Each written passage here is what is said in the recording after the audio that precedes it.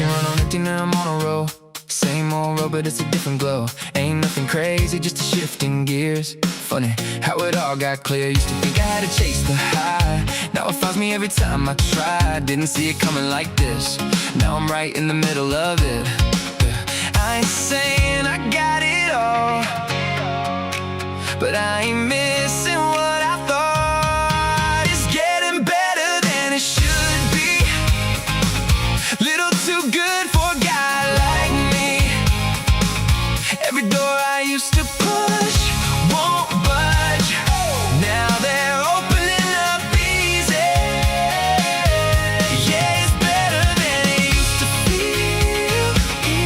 Like I finally got something real. If this is luck, I won't outrun what's finally right, what I've become.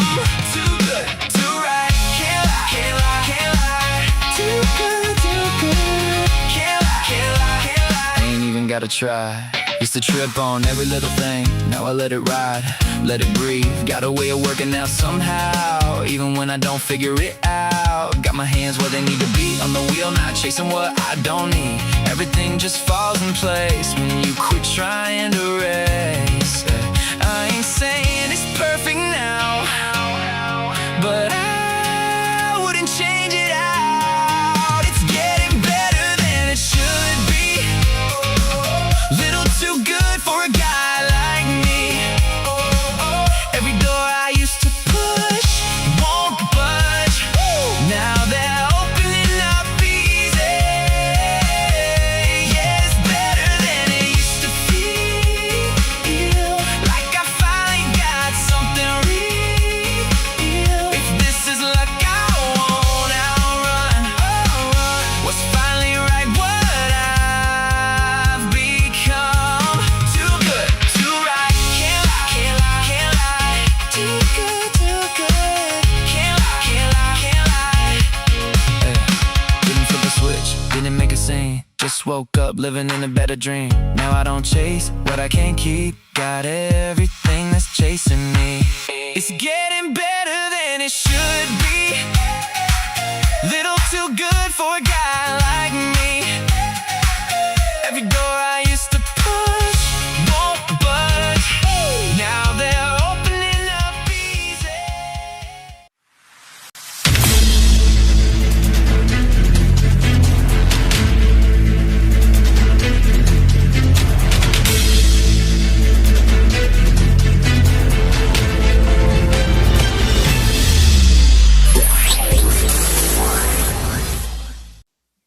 Good evening, everybody, and welcome into Apex News Above the Noise. I am Kyle Thompson. And I'm Craig Blanton. We have got, once again, a packed show tonight. Craig, you and I were just talking that there seems to be things coming in rapidly on this Friday afternoon news dump, so we'll try to keep up with any of the breaking news stories that are coming along as well. But we've got major political developments, ongoing foreign policy movement, election stories, controversy, sports, and a lot of headlines moving very quickly tonight. We're going to start in Washington, where a significant shakeup has just occurred inside the Trump administration. As Director of National Intelligence, Tulsi Gabbard has announced she is stepping down. And Craig, this one feels different because anytime you lose your top intelligence official, particularly during a period where the country is dealing with tensions involving Iran, questions over military action, and major national security decisions, people immediately start asking questions. Now, to be clear, the stated reason here is personal and serious, but as we know in Washington, timing is everything. So let's get right into it. Tonight, Tulsi Gabbard has announced that she will resign as the Director of National Intelligence effective June 30th, citing a very personal reason involving her family. According to her resignation letter and multiple reports, her husband, Abraham Williams, has reportedly been diagnosed with an extremely rare form of bone cancer, and Gabbard wrote that she needed to step away from public service in order to support him through what she described as major challenges in the weeks and months ahead. President Trump later publicly thanked her for her service and announced that Principal Deputy Director Aaron Lucas would serve in an acting role following her departure. Now, Craig, before politics even enters into this discussion, I think we need to separate out the human element here. Anybody who has gone through a serious illness with a spouse, parent, child, or family member understands immediately that priorities change overnight.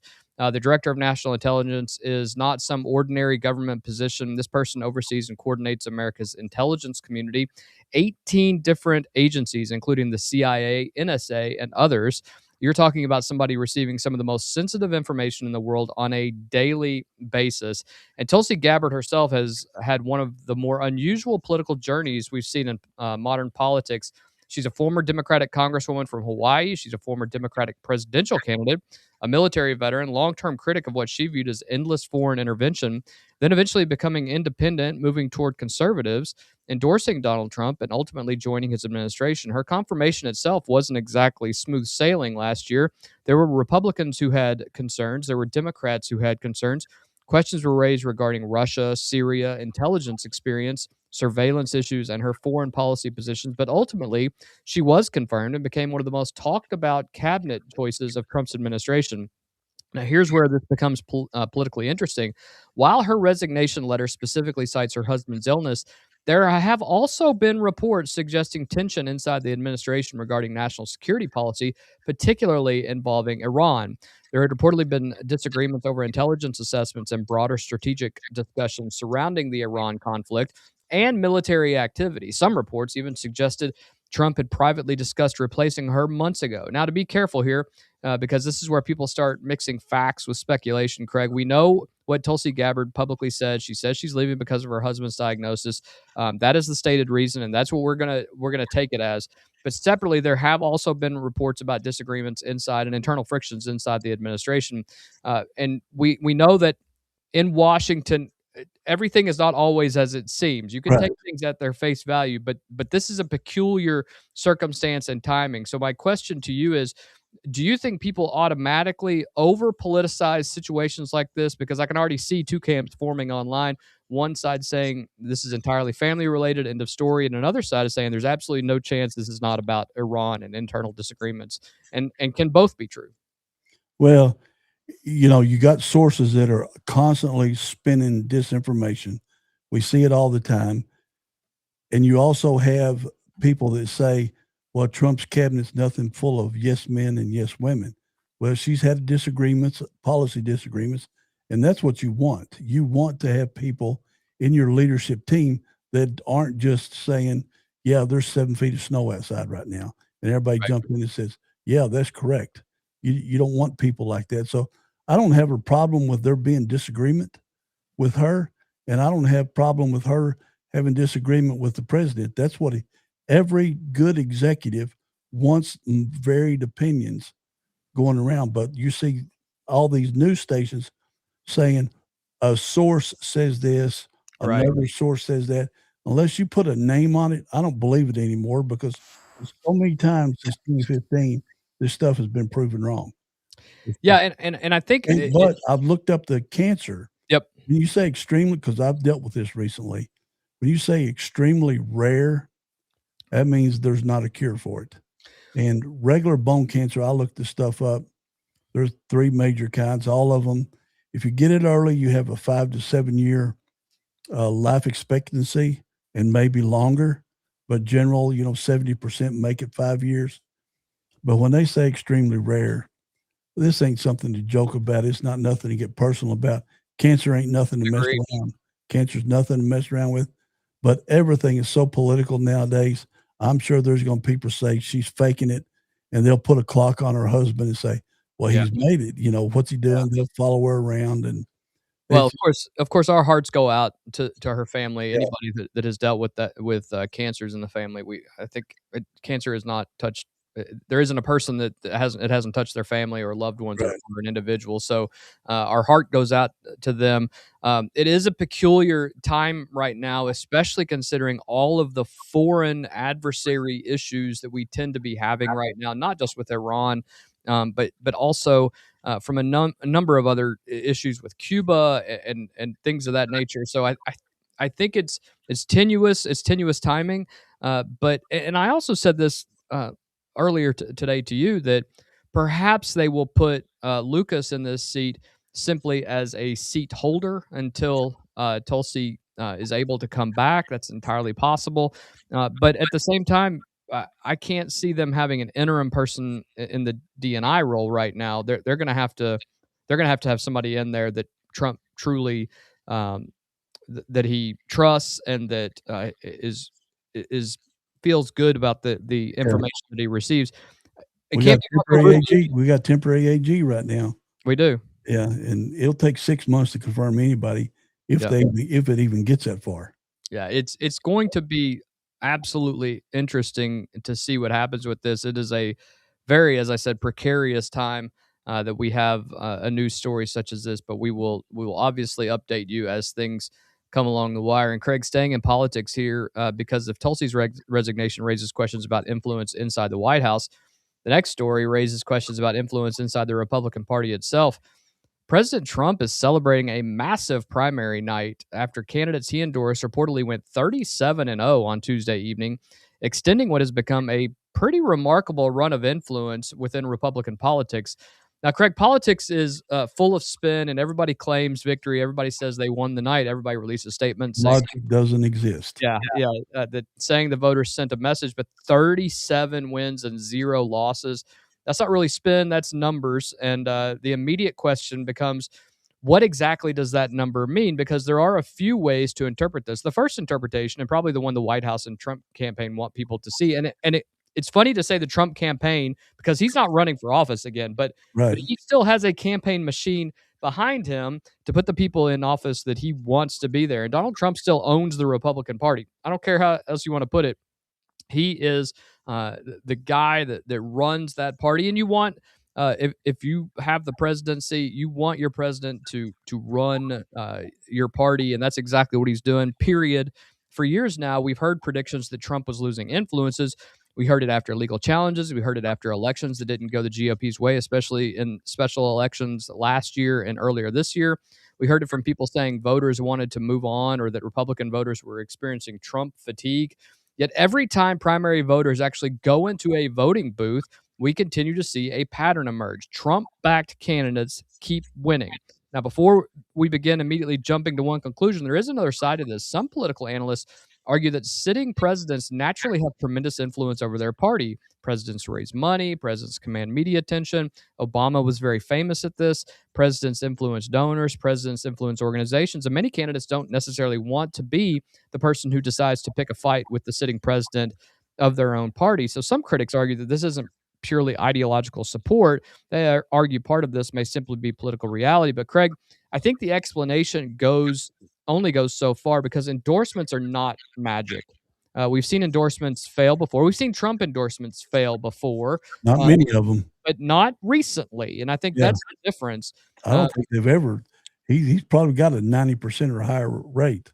Well, he has lost some in some special elections. The Virginia election and the New Jersey election are But look at them. They're that's part of the thing, and they admit they've said it. White House has said it. Some of these are major blue districts. He still will endorse a candidate.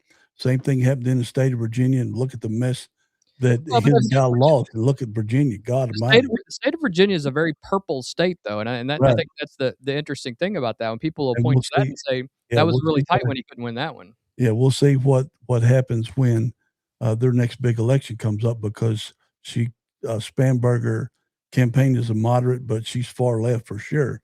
But these you see, I can't understand the logic, and this is what I was talking about with you off camera. Right. There's no logic. Polls show Trump at 30 and 31%. He got 77 million votes to run for president. So 70% of those people are no longer supporting him. I don't believe that.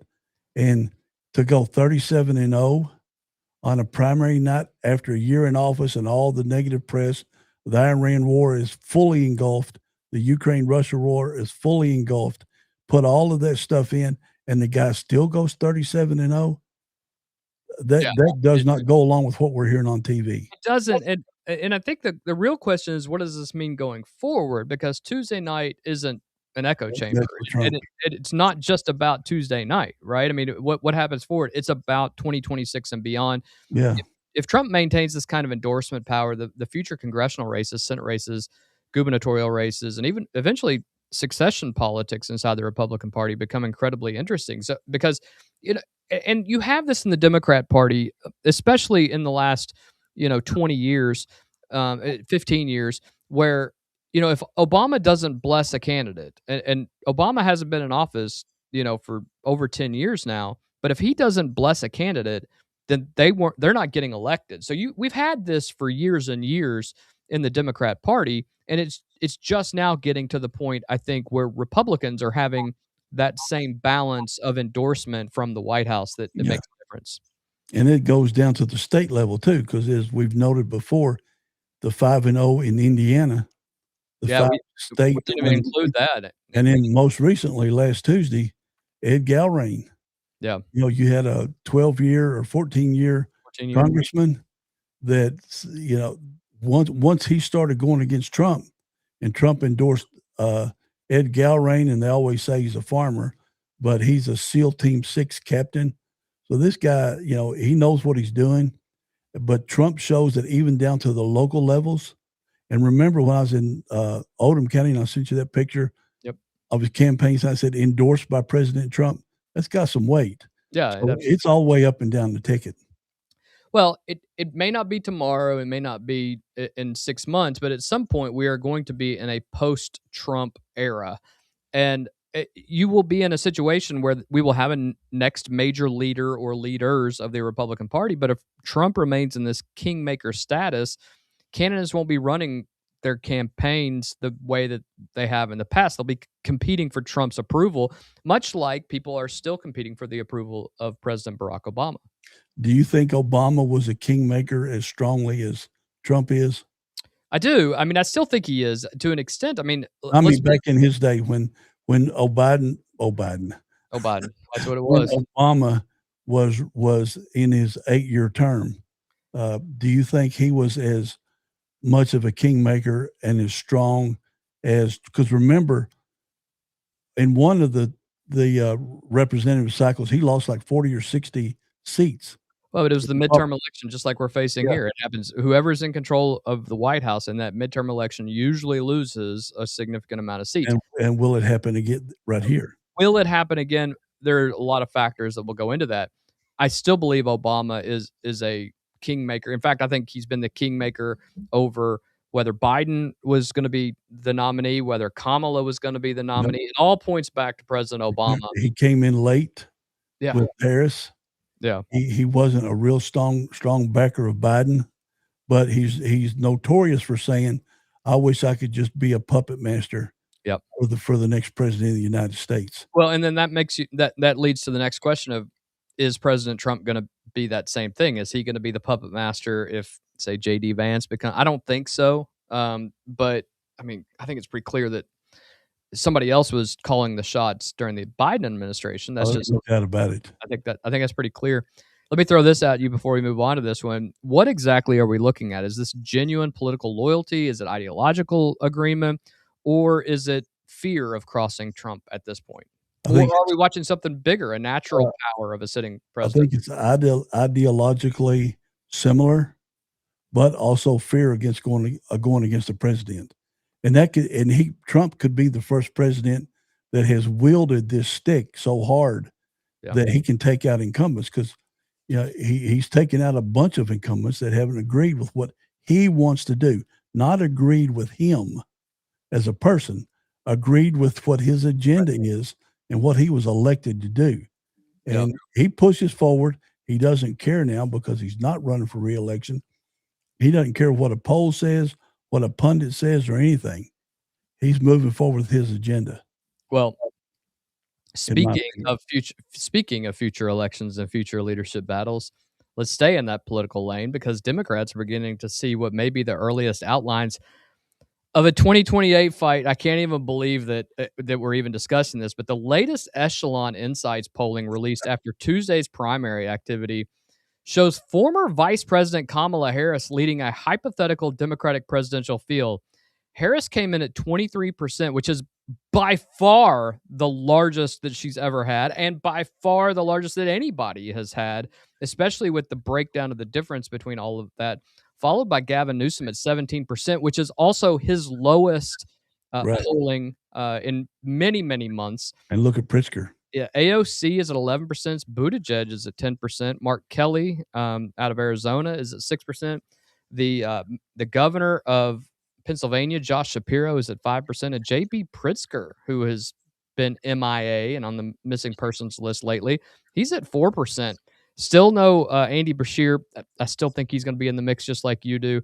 But I find this incredibly fascinating that after Tuesday night's primary, the Democrat voters are going, maybe our best shot is to go back to the well with Kamala Harris. I can't believe that that's where things are headed. The last two polls, Governor Beshear's been in the 4% range, which was up from the 1% range.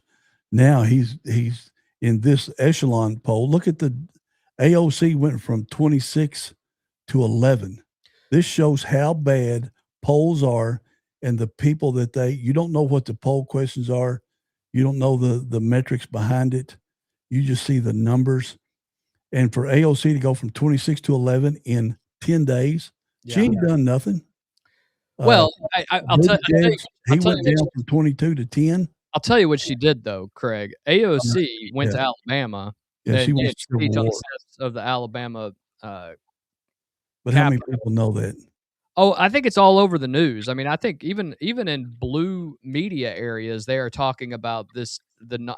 Because we talk about nonsense that Republicans spew sometimes. We're like, oh, is that, on Blue Sky and things, they're talking about it as well. That was some nonsense she was spewing on the Alabama. And I watched some guys last night, just a couple of old guys like us that were watching the speech, and they were dying laughing. Yeah, I was laughing when I texted you about it. It was, she wants a civil war, the way I interpret it, like we talked about yesterday. Yeah, I interpret it, she wants a civil war, but the liberal side are saying she's meaning something completely different. She wants to help the South. Well, and, that's malarkey. And, well, it's important to say that this is very early on. Nobody's even announced that they're running. It shows how bad polls are. It does. Because Echelon, they called 843 people, so 836, something like that, and they put it out. So they could, how do you pick? That's one person per state and two with a couple others. Yeah. Well, it also goes to show you that there is no clear leader. Now, if somebody was at 60% right now, a lot of people have considered Gavin Newsom just the heir apparent, that he was going to, be the Democrat nominee, and he may very well be. But at this very moment, there are a number of Democrats who don't see him as the clear leader. In fact, a majority that don't see him as the clear leader. Newsom he can't get away from Trump.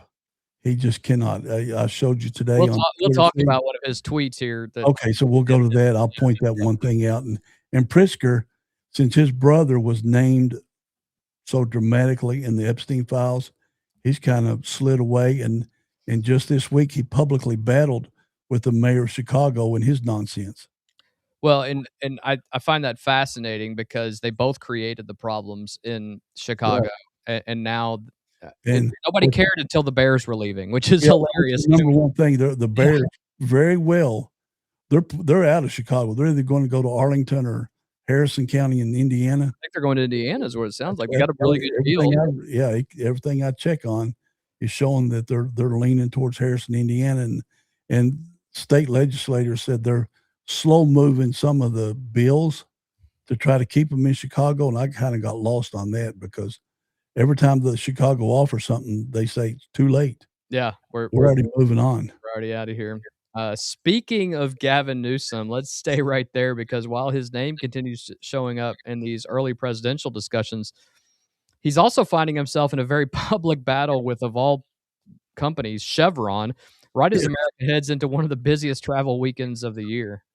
Yeah, no, I think they need the gas. So what's interesting here, right, is the governor is going to war on the busiest driving weekend of the year with the state's largest gasoline provider. Look at those prices behind him, Craig. Bro. That's $6.29 for regular unleaded, 87 octane gas. That's not. It's going to be much higher. We'll go after you go. Chevron.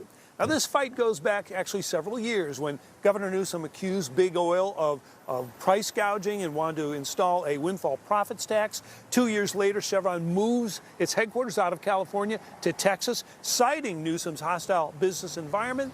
Well, yesterday, the governor posted this, quote, "Californians, if you're hitting the road this holiday weekend, be sure to avoid Chevron. Unbranded gas comes from the same refineries, tanks, and pipelines. Don't let them rip you off even more by overpaying for Pause the it right brand there. name." He doesn't mention. Go back a little bit, about 2 seconds, if you can. Right there. Yeah, I want to point out that crown on Gavin Newsom, that's not a joke website. This is his official press office. This is where his obsession, his massive Trump TDS. derangement syndrome. Yeah, I was thinking of what the initials stood for. Because, you know, the No King's Day and all that stuff. This is his official governor of California press office. And they got that. I'm pointing at it like somebody can see me. I thought we had no kings. I thought we didn't have kings. But he cannot. This guy is obsessed with Trump, and Trump can't run again. So I don't know why he's not running against Vance and everybody else. Yeah. But he's running against Trump, thinking part of the country's hatred for Trump is going to get him votes. And to do this and constantly troll him, and then to blame Chevron. Yeah. Well, And Chevron is screwing up. So go ahead. Don't let them rip you off even more by overpaying for the brand name. He doesn't mention Exxon, Shell, or Mobil. What the governor also doesn't say, California has the highest gas taxes in the country. Air quality regulations raise prices. So does importing 64% of our oil from overseas at another 15 cents a gallon for especially blended clean gas, and then closing those refineries because the state doesn't produce enough oil. That also pushes up prices. And Chevron actually calls Democrats out at the pump. Look at this sign. Sacramento policies did this. Now you pay more. California politicians are choosing foreign oil and fuels over local jobs and lower costs.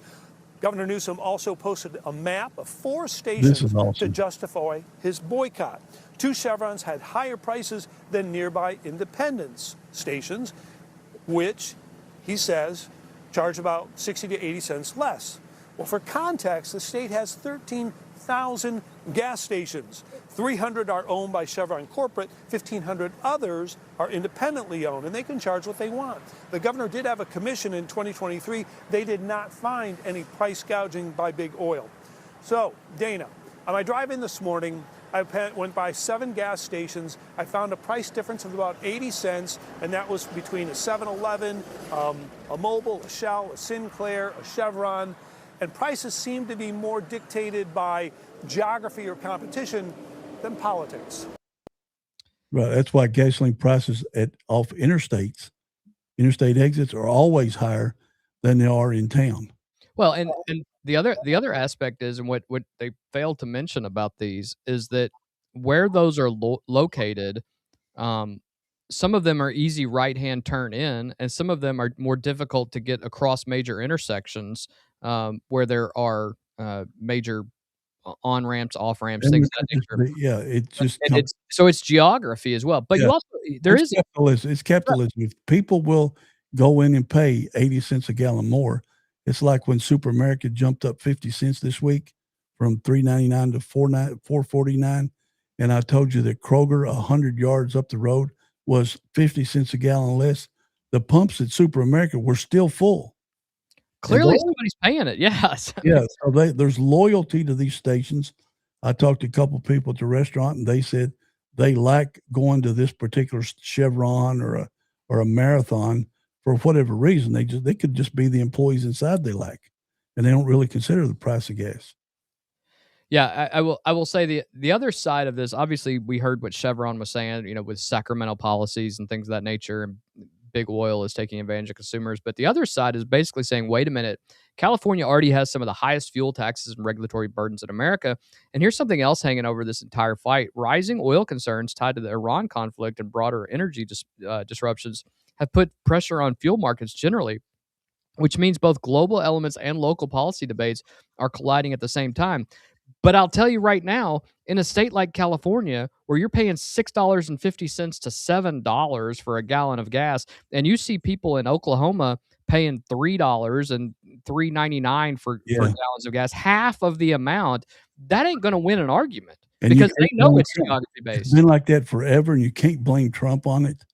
But here's the other kicker too. I've got it over on my printer. I just don't want to walk over there and get it, see if I can remember correctly.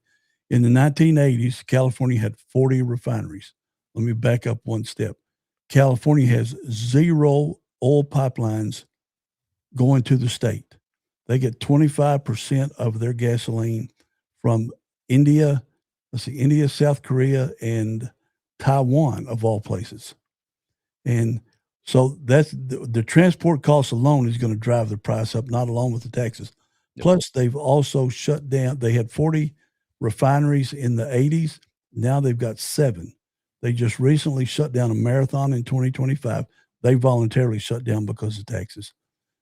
But Valero in Benicia, something like that, whatever the city, and Phillips 66 are closing this year, which is, according to the Santa Monica Ledger or whatever the newspaper's called there, they expect gas prices, regardless of the Iranian war, they were already predicting gas prices at the end of the year to be as high as $8.43 a gallon across California because of all the refinery regulations. You can't get to work like that. That's ridiculous. So let me ask this question to you.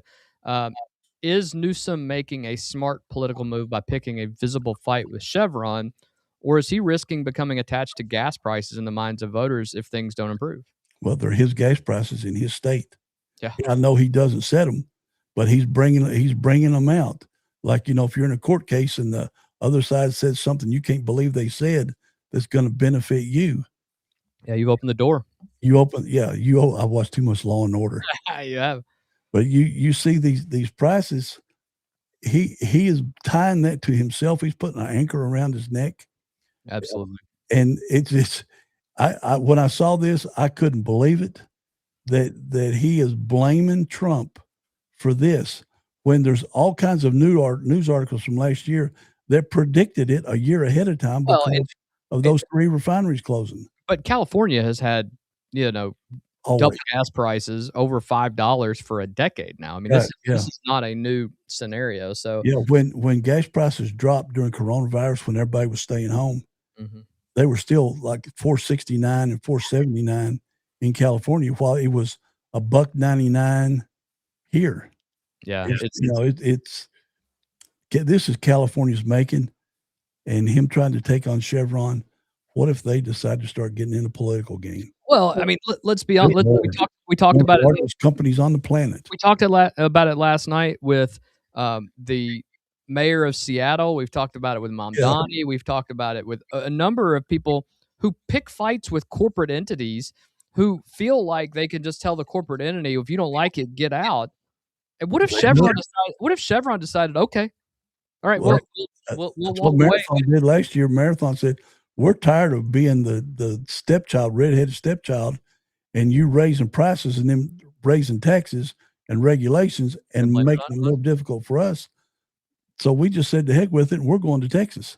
Yeah, I don't see this ending good. It's never good when a state or even a national politician picks a fight with a corporation that is run by capitalism, and they all they can say is market does. Yeah. But at the same time, it's like there's not an answer here. The answer is not telling people to boycott one of your biggest gas providers. Here's the kicker. When those 2 refineries close, Valero's losing 600 employees. Phillips 66 is losing 400. But that small town, Valencia, that they're in, for the Valero, they're losing $10 million in city tax revenue. So think if Frankfurt had a company what if Buffalo Trace pulled out and the city of Frankfurt lost $2 or $3 million in taxes? We already see what state government's done. Yeah. So they're losing $10 million of city tax revenue. Absolutely. And politicians ain't going to work with less. So what do you think is going to happen? They're going to raise the crap out of taxes in that town to make up that $10 million. Yep. It will be interesting to see how this plays out, but I can't see it ending well for Gavin Newsom, especially right now. He's already struggling. He's getting beat up on He's a buffoon. show and everything. I mean, but yet he's getting clowned by Spencer Pratt every night. Seems like Spencer Pratt has a different AI video that comes out every night, and He just put one out a little while ago. yeah, I mean they're hilarious, whether you like him or not. I mean they are hilarious. So Yeah. something to keep an eye on. Now, Billy Bush had him on his podcast last night. it's gonna continue too. From gas prices and energy politics here at home, let's move overseas because diplomacy, oil markets, Congress, and the possibility of a wider conflict may all be colliding at the same time. Now, reporting indicates that Qatar has now sent negotiators into Tehran in an effort to help secure a broader agreement aimed at ending the conflict involving Iran and stabilizing the situation surrounding the Strait of Hormuz. Qatar has, and I know some people call it Qatar, but Qatar has historically played a mediator role in the region, and Reuters reports the negotiations are being coordinated with the United States, while Pakistan has also been heavily involved in discussions. Now, Craig, this is important because people hear Middle East negotiations regularly and immediately think this is just another foreign policy story. It is not. This is an economic story. It is an energy story. There is finally some movement right now, and it's potentially a kitchen table story for a lot of families because sitting right in the middle of this entire discussion is the Strait of Hormuz, one of the most strategically important shipping lanes on Earth. And it is a huge impact on everything. While we get only about 2% of our oil from there, it's still a major sticking point, especially for Europe and China and other major countries. Iran reportedly wants broader sanctions relief and other concessions as part of any permanent arrangement, while Secretary Rubio said there has been progress, but significant disagreements remain, particularly involving uranium issues and questions surrounding control and operation of the Hormuz. And I'll say this: one of the most recent things that is really popping up, and it's in this article that is up on the screen here, is that Iran wants to have a toll in the Strait of Hormuz, and the Trump administration is not going to go for that. I mean, we're red-blooded Americans. We don't like tolls on our roads. We definitely don't like tolls. We don't like 10 and 25 cent tolls. Exactly, and they're wanting $1 million. They're wanting $1 million a ship per ship. Yeah, and so the Trump administration is going to keep pushing this. I think Secretary Rubio is going to be pushing this, but it's not going to ever end if that is what Iran wants to live in. I know we didn't talk about putting a map up, but there's been talk for a couple months now that they're going to build pipelines or another canal, like the Suez Canal, and just bypass the Strait of Hormuz completely, and that way Iran can never mine it again, never control it again, because they won't be there.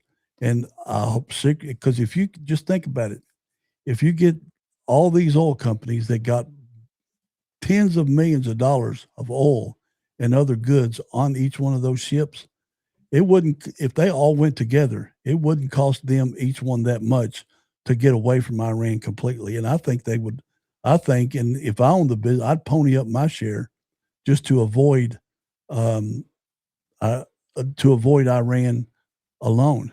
Yeah, there you go. Here is a photo right here, and essentially, the idea is that you would bypass the Strait of Hormuz over in the UAE, which would cost about $200 billion, which sounds like just an astronomical amount of money. However, let me compare it to something. Yeah, go ahead. The California high-speed rail, it's $232 billion. Started out at 33. How much track has been laid there? Not 1 inch. Yeah. It'll cost less to build this. Yeah. Than it does that track. So I'm sorry.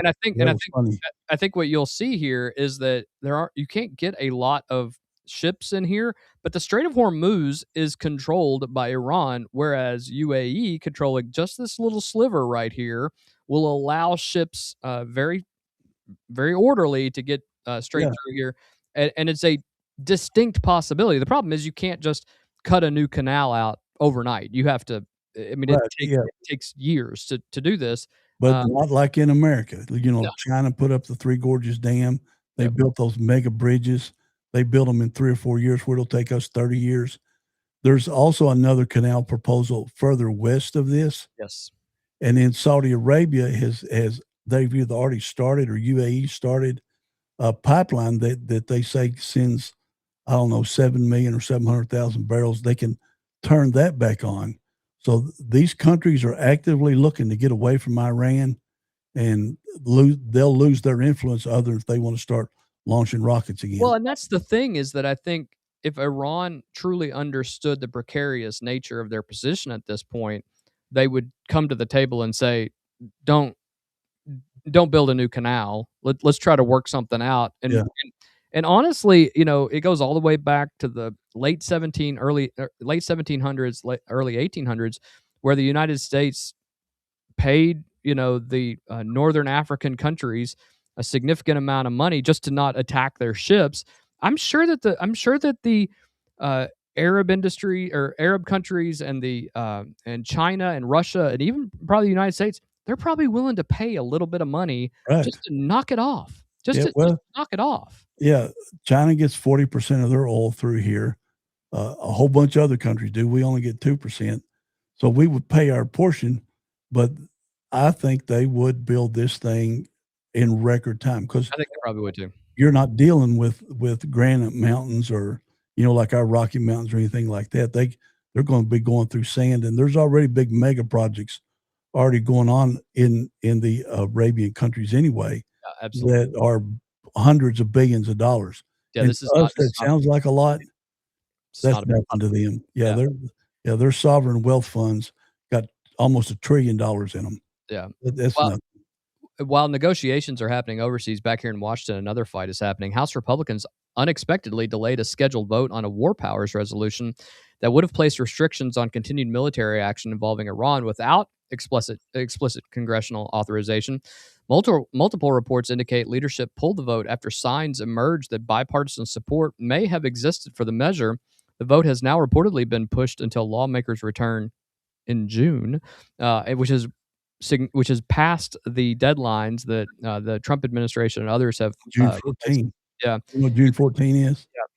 It's Trump's birthday. Well, there you go. He wants this war done by, I heard it from sources Yeah, sources. But that he wants it done before his birthday. this is where things get politically interesting because supporters of delaying the vote argue you don't undercut the commander-in-chief in the middle of a conflict. Critics say, wait a minute, Congress has congressional responsibilities here. And Craig, this debate goes back decades. How much authority should a president have to engage militarily before Congress steps in? And how quickly should Congress act? And perhaps more importantly, do lawmakers sometimes avoid votes because they don't want ownership of political difficult decisions? So I guess my question to you is, should Congress have been forced to take this vote immediately? Because if lawmakers believe military action is justified for a vote, then they should have just voted on it and said so and ended the debate. This is just a resolution. That's all. It is a resolution. It's a piece of paper. Yeah. It carries no weight. But let's think back. I don't know why I didn't think about this before. If we on talking about this. But remember when Obama bombed the crap out of 7 different countries? Yeah. He didn't have he dropped thousands and thousands of tons of munitions. Syria, Afghanistan. Remember when he bombed the aspirin factory in Africa, in Somalia? I think it was in Somalia but he bombed the crap out of 7 different countries. Biden bombed countries. Congress didn't say nothing then either. But only because it's Trump and they hate his guts so bad is every move he makes, they're going to disagree with. Yeah, and it's so obvious that there's so much more to this because their previous record, they didn't care when it was a Democrat bombing multiple countries. Trump's just bombed one. Yeah. Yeah.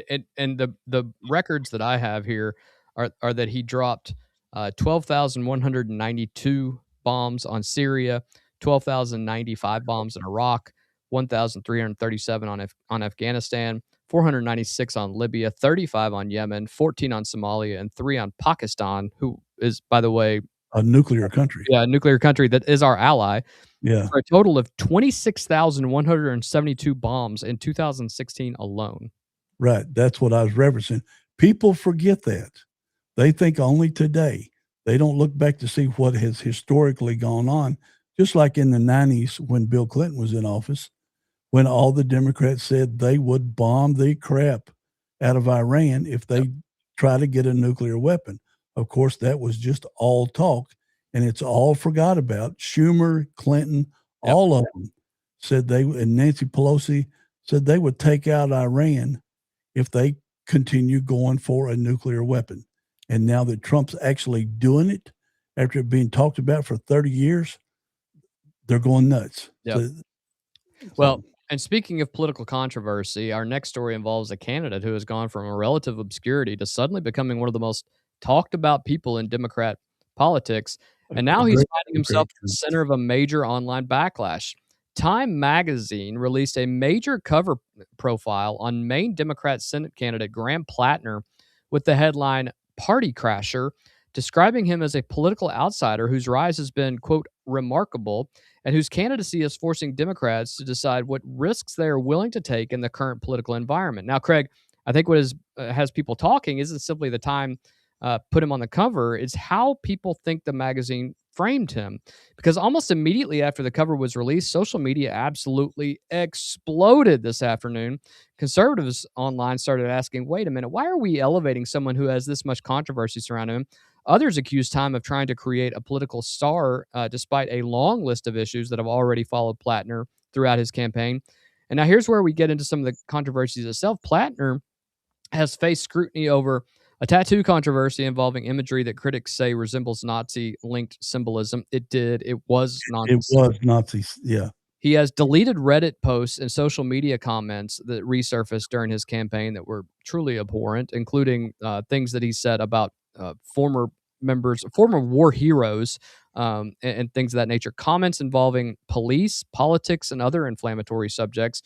Previous online statements that opponents have reportedly used against him, and campaign controversies that have repeatedly resurfaced throughout the race. Now, Plattner has pushed back on many of these issues and has argued that the old comments and mistakes are being used selectively against him. I don't know how that's possible. He has apologized for some of the resurfaced material, but not all of them. But he has maintained that most of the comments do not reflect who he is today. But Craig, I think the bigger conversation here isn't even necessarily Graham Plattner itself. It's what this says about politics in 2026, because we've entered into the Thunderdome of a strange political environment where voters increasingly say, we want outsiders, we want authenticity, we want somebody who isn't scripted, we want people who are different. But then when somebody different actually arrives, the next thing actually happens is every interview, every tweet, every post, every old comment, every old photo, every mistake get excavated by the internet. And suddenly you're no longer talking about policy. You're talking about all their baggage. And you're talking about opposition research that is kind of gross. And in Plattner's case, though, there's a lot that you can research and dig up. This guy does not even he doesn't have mainstream ideology that anyone would ascribe to. And some of the things he has said are truly abhorrent. But let me throw this at you. Do you think we're seeing a candidate with genuine outsider appeal who's being put through the usual political meat grinder? Or is this one of those situations where national attention simply starts revealing things that voters should probably know before an election? Well, this guy, sir, he's a 4-time deployed overseas military veteran. He's something the Democrat Party doesn't have. They don't like something about him, yet they do like the squad members. You know, you said that he doesn't fit the mold, but the squad members actively say Ilhan Omar says she can't wait to go back to Somalia. Jayapal, Ariana Presley, Rashida Tlaib, the Indian guy out in California. They hate America. They say it all the time. They almost say, I hate America. And the Democrat Party's okay with them. But then you got this white male military veteran that for some reason they don't like him. You know, they attacked Pete Hegseth for his Jerusalem cross. Yeah, his Crusader cross. And they attacked him, but they let Plattner slide for the longest time until Maine Governor Janet Mills dropped out of the race. Well, they thought that she could beat him. I think the interesting part about all of this is that until the last week and a half, 2 weeks, Democrats weren't being called out on the double standard. And I think that's the interesting part now. You saw Hakeem Jeffries and, Elizabeth Warren, who has both been questioned in the halls of Congress over the last couple of days about this guy. And for both of them to say, I haven't read any of it or know what's going on. Yeah. That's baloney. You all know that's baloney. And I think that's the bigger issue of this whole thing is that you have members of Congress straight up lying to you about it. Well, It's easier to say, I don't agree with it. Yeah, Elizabeth Warren campaigned with him. She introduced him at a campaign event, gave him a big full body hug, but now all of a sudden, I didn't see the red post. My staff is so dumb. Yeah, my staff is so Get dumb. out of here. They didn't give me none of the information on this guy. This guy, they didn't think he was going to win because Janet Mills was in there. Now that he's 8 points ahead of Susan Collins, and Galindo is ahead 3 points down in Texas. Yeah, they're afraid. They don't care about these people. They're just concerned about the upcoming general elections, and the Republican Party will rightly use these two people against them. Say, is this who you want to elect across the board? They just want a D in there. They don't care what D they get. Right. And but this guy is outspoken. Like I said yesterday, he's a man's man. Yeah. Ain't nobody going to tell him what to do. Nope. And he kind of reminds the way he came up out of nowhere. He kind of reminds you of the 45th and 47th president who come out of nowhere was a forgotten thing until he started mopping the floor with all the Republican candidates. Well, and he says crazy things, and you hear the crazy things, and you're like, you can't say crazy things like that. And at the same time, you can't align yourself with him as a Democrat. He was called a maverick when he first started running. Yeah. That's a positive term. It is. And they said he's a Democrat maverick. Well, now that the videos are coming up of him dancing around showing his Nazi tattoo, and he didn't remove it because you could remove it. Covered it. He didn't remove it because he said there wasn't removal stuff up in his area. He's campaigning in the whole state of Maine. That thing's big. He could have gone down to Portland or somewhere like that and had it removed with lasers. Yeah, he just covered it up, so it's still there. Yeah. He just covered it up. Yeah, it's interesting. I think he is a firebrand. I'm not quite sure what ends up happening. I don't think that this is good for the Democrat Party, that he's the Democrat that runs against Susan Collins. It may be what ends up saving Susan Collins. America. It's not good for America. He will not follow the Democrat Party line, but Susan Collins doesn't follow the Republican Party line. You can count on her, Murkowski, and Rand Paul voting against, it seems like, all kinds of Republican bills. Well, the big ones for sure. And Fetterman does that down in Pennsylvania. Fetterman's the one in Pennsylvania. Now there'll be two. Yep. So, Craig, from campaign controversy, let's head down to Florida because Secretary of State Marco Rubio announced today an arrest that is getting a lot of attention tonight and could become a bigger story in U.S.-Cuba relations. According to federal authorities and multiple reports, U.S. immigration officials arrested, I'm going to mess this up, Adis Lestras Morera, the sister of Ania Guaramina Lastras Morera, who serves as executive president of GAESA, Cuba's powerful military-run business conglomerate. Rubio said she had entered the United States as a lawful permanent resident in 2023 and is now in ICE custody pending removal proceedings. Now, Craig, for people who are hearing GAESA for the first time, this isn't some small company or isolated government office. GAESA is arguably one of the most powerful economic entities inside Cuba, if not the most. I believe it is. We're talking about militarily controlled conglomerate with influence over hotels, ports, tourism, banking, remittances, supermarkets, and large portions of the Cuban economy. What remittances are? Where people who are in other countries send foreign cash back to your country, so they will. Like they do for Somalia. Yeah, like they do in Somalia, but they will also do it. Small amounts, wire funds. Mexico gets a bunch. Mexico gets more than anybody. Yeah, some estimates have suggested it touches 45 to 70% of the country's economic activity. though exact figures are heavily disputed because Cuba doesn't really publicly disclose much of anything in their internal structure. Rubio and the Trump administration have repeatedly accused GAESA of functioning as the financial engine of the Cuban regime, enriching military elites while ordinary Cubans deal with shortages, blackouts, and economic deterioration. Rubio recently discovered GAESA as the heart described them as the heart of Cuba's communist system and has made targeting it a major policy focus. And here's where things get sensitive. Federal authorities say that her presence allegedly undermined American foreign policy interests and posed a threat to justify removal proceedings. But publicly available reporting has not laid out a lot of what the detailed allegations of criminal conduct of Moreira herself actually are. And I think that's where you're going to have people on both sides asking those questions. Where do you draw the line? Obviously, we said this all week long. Cuba's next on the list. You're next on the Donald Trump tour of Next on the hit parade. And now you have this where U.S. nationals, people who have become U.S. citizens, are being prepared to be deported because of this, because of their close. Let me ask you a lawyer question. Sure. Isn't it common for federal law enforcement to hold you, but not make public the charges that they're going with? They will tell that person and the lawyer, right? It depends on if the indictment is unsealed or not. If the indictment, that's what I was trying to think of, sealed and unsealed. Yeah. Yeah. So it genuinely depends. In matters of foreign policy and government, the protection of the United States, it's entirely possible that you may never see what these are until they are already removed. So going to be something to watch. And what's the Cuban population in Florida?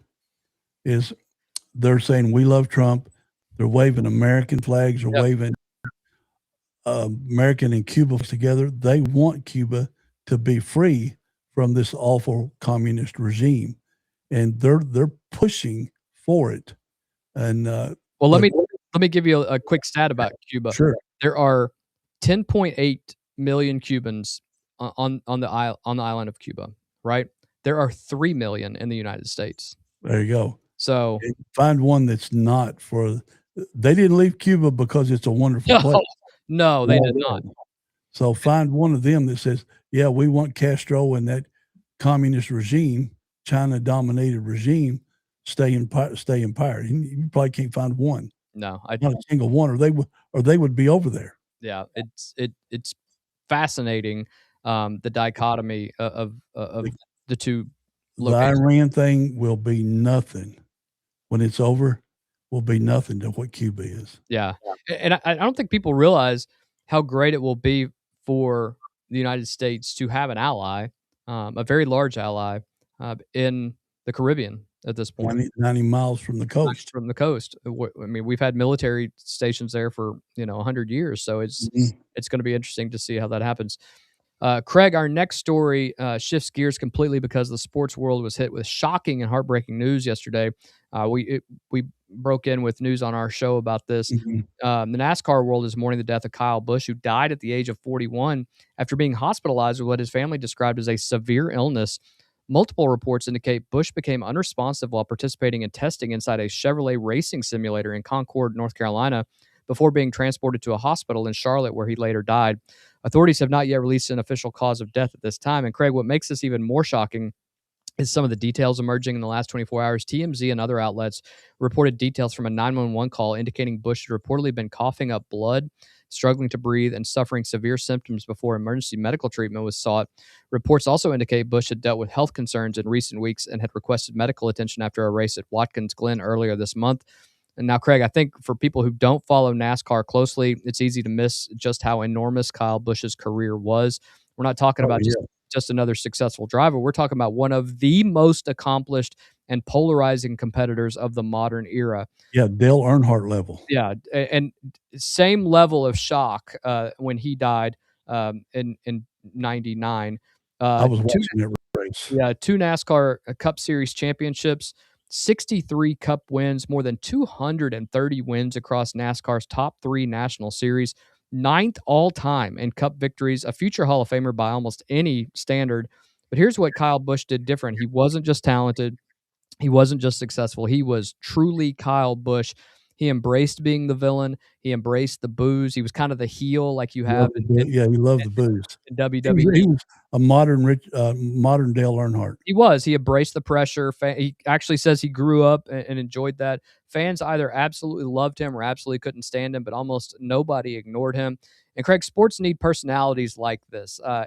And because sports history usually doesn't remember people who blended into the background at all. Sports remembers people who made you feel something, people who made you yell at your television, people who made you argue with your buddies, which is regular in NASCAR, people who made you say, man, I can't wait to watch him race again, whether you liked him or hated him, because whether people were cheering for him or booing He was for him, interesting to watch. they were watching him. And what has been striking throughout today has been watching reactions from around the racing community. Drivers, teams, former rivals, broadcasters, and fans have poured out tributes.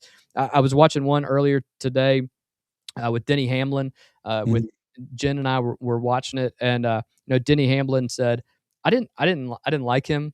When he was a younger guy, we didn't get along.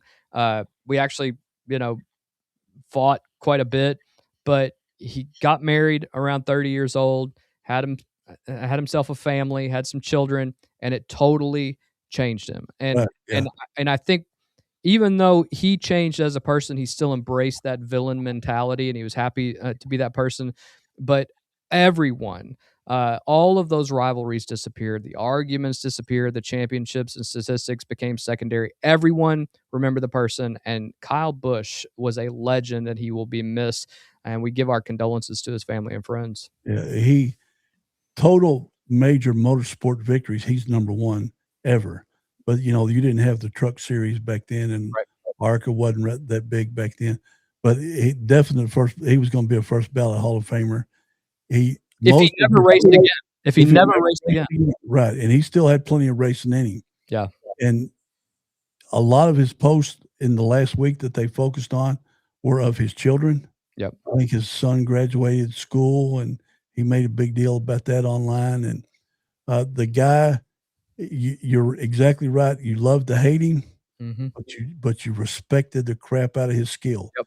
This guy was a driver's driver. Yeah, he truly was. In races. The other thing that I saw was, his last race he won last Sunday, a week ago, last Sunday. Yeah, correct. And a lot of the very first question they asked him, they said, "Why does this mean so much to you?" And he said, "Because you never know when it'll be your last one." And I thought that I tried to find that video. All the news stations had clipped it, but I couldn't find it so we could show it. If what he said and what happened doesn't give you goosebumps, you're not a fan of any sport. Yeah. Same thing happened when Kobe died. Kobe died at 41. Kobe died in the helicopter crash. He died in a simulator, which Chevrolet says is the closest thing for a driver to drive Talladega or to drive Daytona. It's got the bumps. They mapped it down to everything. It's got the bumps. It's got the slope of the course. The G rating is G forces they go around. Yeah, that's the key. Is that the G forces? Apparently, he was suffering from a sinus infection of some kind, and these G forces may we don't know. Some of the TV doctors on CNN and Fox have speculated it could have been. And I talked to a Gulf War MASH soldier. Yep. And said it could be an arterial bleed. Yep. But because he had blood coming out of his mouth, not to be gross, I initially thought it was a brain aneurysm, but he said, no, the blood wouldn't come out like it has been described. So we may never know what it was, but it's a massive loss to NASCAR. It is, and it's a massive loss to the American sports. He was named top driver by ESPN twice. Probably should have been named that a number of other years, but there were some other reasons. But a true loss to the sport of racing. And Junior raced against him. Yep. And did not like him at all. Yep. But said he said he has softened up since he got married and had the kids. Amazing how that happens, right? And they had developed a friendship. Yeah. And but before, they NASCAR term, they'd rub fenders all the time. Yep. And Busch is famous for jumping out of cars and starting fights with drivers that took him out in a race. Yeah. And then he taunted the fans by when he would win a race, he'd jump up on the roof of his car and do that kind of thing and tell them to bring more. As they rain down beer on top of him and everything. So, but a real character, he will be missed. Truly sad. And we feel for his family and friends. So, Craig, let's talk about something a little more uplifting before we wrap up things tonight. Let's head over to the hardwood because the NBA Conference Finals have given us some fascinating storylines and honestly some outcomes that probably weren't on many people's bingo cards. Just a few who picked the Knicks? Except yours. We know Craig chose the Knicks. Let's start in the Eastern Conference where the New York Knicks have seized momentum and now hold a commanding, there's no other way to put it, 2-0 series lead over Cleveland. They mopped the floor with them last night. Hasn't even been close. No. Except for and I'll say this, what a lot of people don't know is the Knicks were losing in the fourth quarter the other night of 22 points. 22 points, pulling off one of the biggest conference finals comebacks we've seen in decades. Madison Square Garden was absolutely losing its mind, and suddenly people started asking a question that sounded ridiculous a month ago. Wait a minute, are the Knicks becoming a team of destiny? I texted you as soon as the game was over, didn't I? You did. In fact, I was texting you at the same time you were texting me. Did you just see? It was a 44. Take the second half of the fourth quarter and the overtime. The Knicks outscored Cleveland 44-11. Yeah, that's how bad. And then, that's how great that comeback was. And then they just mopped the floor with them. In game 2, they followed up with another strong performance, taking control and defending home court. Here's what's fascinating about this. The Knicks are not winning because everybody suddenly became Michael Jordan. They're winning with depth. They're winning with effort. They're playing Eastern Conference basketball at this point where, it's physical basketball. They're playing with something that's hard to quantify. It's like this confidence. And all of a sudden, it's good to see those former UK Wildcats like Karl Anthony Towns just being, and that's led to the resurgence when he was traded out of Minnesota, and he was shooting so many 3-pointers instead of getting under the basket. Doing what he needs to do. Now in New York, he's understood his role. Now, I think they've told him, said, "Look, son, if you want to win, you've got to do this for the team." And the Knicks have been on a roll, getting better from game 1 to game 82. Yeah. They've been fun as heck to watch. I try to catch all the UK players, and I know we're going to talk about another superstar UK player in a second. I will say Jalen Brunson and those guys are really fun to watch. Good on New York. They have struggled, but the Knicks have started to build a really solid team with trades and things of that nature. So, right now, Cleveland will be home down 0-2, and suddenly every possession starts feeling a little bit heavier. It's hanging in the balance. A little bit smaller. Yeah, it's right. You're not, especially after blowing that fourth quarter lead, and you get that team of destiny looking dry. Well, now we are going to head to the West because things are a whole lot different over there. The Thunder and Spurs are sitting tied at 1 game apiece. And Craig, this honestly feels like we're watching the NBA's future unfold in real time. You've got SGA, Shai Gilgeous-Alexander leading Oklahoma City. You've got Victor Wembanyama on the other side. Not just young stars, really young stars. Oklahoma City's a top 3 youngest team in all of the NBA. And they've already got 1 NBA championship and 2 MVPs. Yeah, and Shai's 27. So, he's got several years still left. Oh, yeah, he got 10 easy. These are young stars, fast-paced, big moments, huge expectations. And what I think the league office probably loves is that this doesn't feel like old NBA storylines anymore. We're not sitting here talking about LeBron. We're not talking about Steph. We're not talking about KD. This feels like an entirely new era beginning right in front of us. Now, Oklahoma City bounced back after dropping in game 1 and even the series with Shai leading the way offensively, but injuries are becoming something to watch moving forward because every postseason eventually reaches the point where health becomes almost as important as talent. And if key pieces start dropping, everything changes. I will also say this. I watch Casey Kiernan at AM Hoops just about every day when he drops his stuff, and some others that I've watched over the last 48 hours. A majority of NBA fans and commentators are hating the Oklahoma City Thunder to the point of SGA specifically, because of what they call flopping, and it's not just flopping like LeBron flops. These are every single shot. Craig, your thought? Yeah, him and Chet live on the floor. They spend more time on the floor. It was so bad this last game. Every shot SGA took, and everybody's going to be watching this tonight.